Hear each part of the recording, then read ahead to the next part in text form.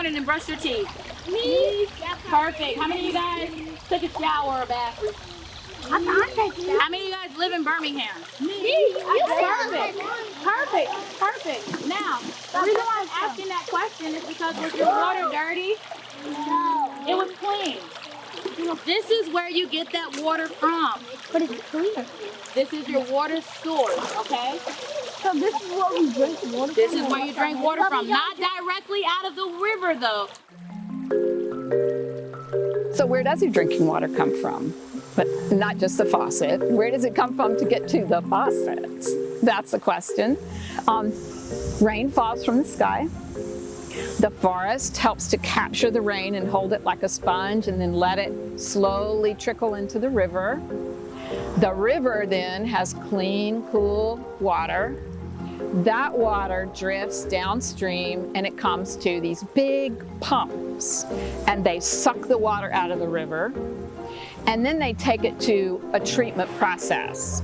They want to make sure there are no pollutants in it that are bad for humans, and they want to get out all the mud and sediment so that it's clear. And then they put some things in it to disinfect it, to make sure that, if there was a little animal poop in it, that's not a concern, and make sure that's all out of there. And then they put it in pipes, and those pipes go all over the city and come into the city or into all the communities along the river. And those pipes are delivered to your house. They're in the street in front of the house.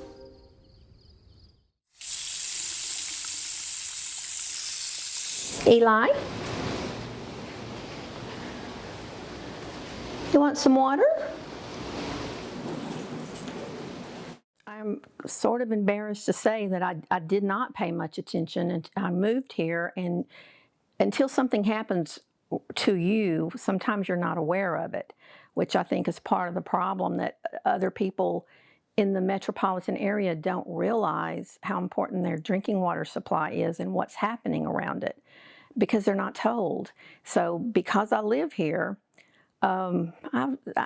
maybe almost 40 years ago, I learned that down on the corner at Grants Mill and Rex Lake and Sickard Hollow Road over to 119, basically on the banks of Lake Purdy, there was a developer who wanted to build an industrial park on the banks of our drinking water reservoir. And that just sounded crazy to me. The industrial park did not go through, but it would have had we not become aware of it and protested so much. And that's been true for almost 40 years now on so many other things out here. My property adjoins the water board property. About, I guess 2 or 3 years ago, I was driving down Sickard Hollow Road and I noticed a for sale sign on water board property. And I might add that many years ago, when they wanted to do different types of development here, especially the storage units, many people out here offered to buy that property and leave it natural. Maybe put a walking trail or a park or something there, but not to develop it, because the people in the area wanted to leave it natural. We were told no, they can't sell any property. The water board won't sell any property. We were told flat out no. So I've been watching out for this land and trying to protect our watershed for almost 40 years, as have many other people in the area, many other landowners.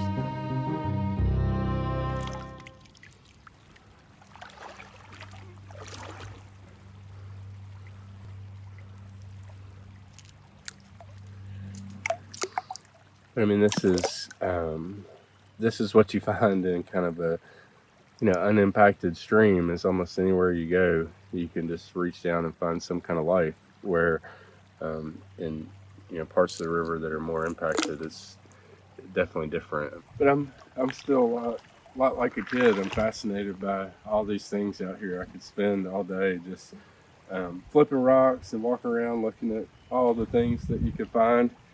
And this is the opportunity we're trying to preserve for, our children and grandchildren to be able to come to places like this and still, be able to look down and find something living everywhere you go. And, the opportunities to do that, certainly in the developed area of Birmingham are getting fewer and fewer. And I think if you kind of think about it, in places where you can see all the life like where we are here, that is obviously a better situation for our drinking water when it's healthy enough that all these things can live. This section of the Little Cahaba is the path for the water from Lake Purdy to reach the main stem of the river. And once it reaches the main stem of the river, that's where they pull it out to treat it for our drinking water. So this is just the artery that goes from Lake Purdy to the main stem of the river.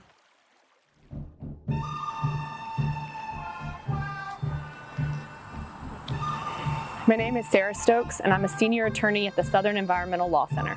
A lawsuit. Lawsuit filed against the Birmingham Water Works Board. The conservation groups are concerned that the Birmingham Water Works Board is going to develop the land that surrounds the drinking water intake. And rightfully so, because there has been a history of the Birmingham Water Works Board either marketing their land for sale or actually selling their land. And this is land that they promised to put a conservation easement on, that to permanently protect back in 2001, and yet there's been a history of the Water Works Board chipping away at that land. You're seeing in the background part of the land that the Birmingham Water Works Board sold to the Grants Mill storage facility, and that was in 2016. So that was well after they promised to put a conservation easement on their land, yet the Birmingham Water Works Board still sold that land for development interest. You have a couple of substantial threats. One is just the degree of development. So with development comes, increased volume and velocity of runoff, which brings more pollutants, which then have to be filtered out of our water, which makes it more expensive to treat. And then the quantity of water. So, during the summer, there are parts of the river already that dry up. It hasn't been that long ago. I think 2016 was the last time we had really critical drought here in Alabama that impacted our ability to use water that we pull from the Cahaba. So they're implemented water restrictions, and it's not unforeseeable that will be the case again in the future, and certainly that it could be worse. This is Cahaba Beach Road.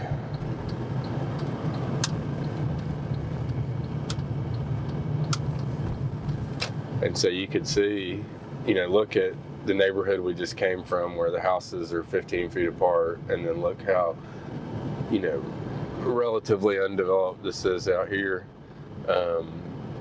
You have certainly some houses out here, but not anywhere near as dense as you have on the other side of Cahaba Beach Road, or kind of up where we just were. This is a map of the Birmingham Water Works Board land, the 6,200 acres that we're talking about here. And the blue areas are the areas that are supposed to be protected because the drinking water is pumped back up to the Cahaba pumping station. The land that protects the water needs to be protected in order to protect the quality of that water. The whole purpose of the settlement agreement that was signed in 2001 was to relieve us of the obligation to continually be looking over how they manage this land and what they do with it.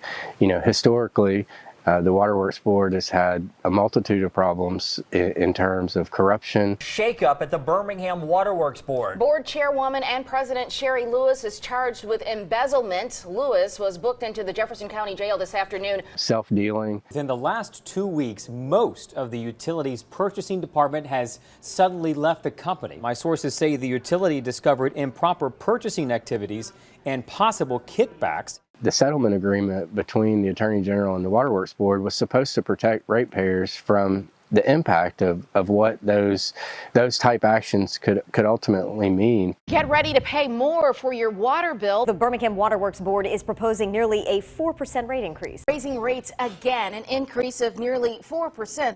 My name is Scott Douglas, and I'm Executive Director of Greater Birmingham Ministries. We are not a we can do it all organization.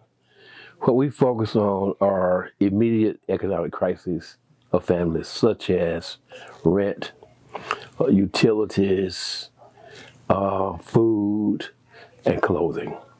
We have to put more of our resources away from rents into water bills. The water sewer bill combined, it's surpassing in most months your electric bill or your gas bill. The waterworks also collects for the Jefferson County sewer rates, and those tend to be, a pretty high, sometimes a higher part of the bill, a component of the bill. And so people are very price sensitive, especially in my area, where the incomes tend to be lower comparatively. And many people are retired. I've got an older population. Many are on fixed income. So, the smallest change is to the monthly expenses is a big deal. We sit here today paying higher sewer bills because there was corruption in Jefferson County. We pay higher water bills because there's been mismanagement at the Waterworks Board. And, we're not saying that the current board is are criminals or that they've done anything wrong, but what we are saying is that board changes, and with those changes, there's always the risk that the next board, the board after that, they may not appreciate the value of this land to the ratepayers. Most areas of the country, municipalities are buying watershed property to protect it. Here it seems that it's being sold to the highest, well, I was going to say highest bidder, but it's not even highest bidder. In New York City, they have been able to save billions of dollars because 90% of their water is not filtrated, and because it comes from miles away from the Catskill Mountains. They have put a lot of money into protecting the land where their drinking water comes from. You can think of the forest as a multi-million, probably billion-dollar drinking water treatment system and production system that we don't have to pay for. Yeah, so when you think of like riparian areas that have forested or some other type of biome that interacts with the river that provides services that are not being measured, that doesn't mean those services are not valuable. It just means that we're not doing the proper environmental accounting behind them. So when we think about these types of things, we call them ecosystem services.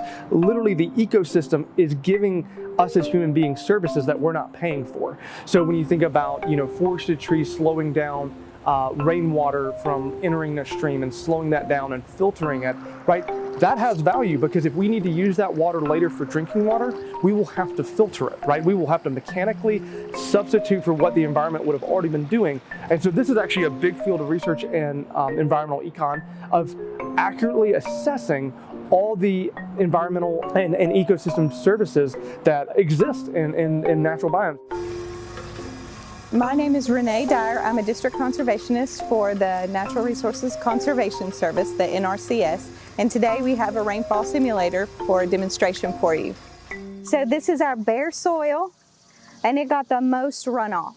So what that means is the water is not staying here, it's moving off, going into your creeks, rivers, and streams. And this is why after a rainfall you see muddy creeks, rivers, and streams from all this bare soil running into the water source. And here we see our no-till cover crop sample. We've got some runoff, but not a lot because this residue and the root systems from the no-till are holding the soil in place. And then we've got our pasture land or grassland sample. If you'll notice, most all of the rainfall there stayed in place.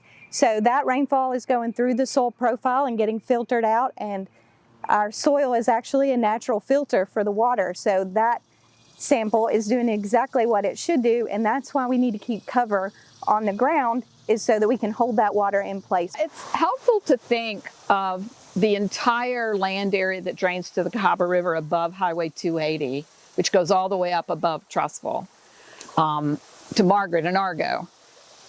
It's helpful to think of all of that land as our drinking water source. The land creates the water that's in the river. It's what happens to the rain after it falls on the land, and as it makes its way to the river, that creates our drinking water source. So that's 200 square miles. And much of that is developed. But, you know, if you go on Google Maps, you'll see a lot of forest. And the areas where we have natural unbroken forest with a strong understory, with a lot of trees, is where the forest is the most effective water treatment plant for us. So it's just critically important, particularly as you get close to the river and close to Lake Purdy. There's just not much distance if you were to develop those lands. All of that runoff and pollutants go straight into the river, into Lake Purdy. 20 years of them promising to create a conservation easement. They still haven't done that. And now they're saying that they don't even need to do that, but they are going to create a watershed protection agreement. It gives some recommendations on how to develop the land. It doesn't create a prohibition of development of the land. We don't feel that a watershed protection agreement is sufficient because one exists already. And as we have gone around through the area that we're talking about over the past 5 to 10 years, we have repeatedly found instances where the watershed protection agreement was not enforced. We have come across several situations where it has taken our intervention to stop pollution when the Waterworks Board was perfectly positioned to do that on their own. During construction of this residential development right up above the intake, we had gotten complaints about mud leaving the site, and so then every time it rained for several months, we would come out and film what was going on, and there was just a tremendous amount of mud, rock, sediment pouring off this construction site down through this little creek here and almost directly into our drinking water intake. And there is a platform for employees of the Waterworks Board to be able to walk out and look at the river, and even with their close proximity to the source of pollution and the intake, they didn't take any steps to prevent that from happening. And so had it not been for citizen complaints and us getting out and documenting what was going on, that problem would have never been addressed. And so even with the existence of a watershed protection agreement, that wasn't a deterrent to poor stormwater management at the construction site that is basically adjacent to the intake here. I've been exposed to that agency at different times in my career.